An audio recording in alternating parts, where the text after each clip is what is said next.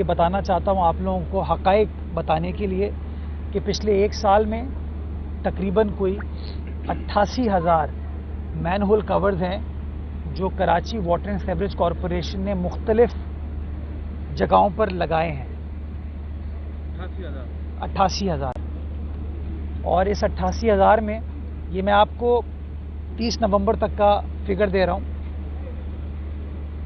मैं आपको बताना ये चाहता हूँ कि इसके अंदर तकरीबन कोई 55% नंबर है जो कि यूसी चेयरमैन साहिबान को दिया गया है, क्योंकि हम चाहते हैं कि जहाँ कहीं भी कमी को, तो इतना बड़ा शहर है,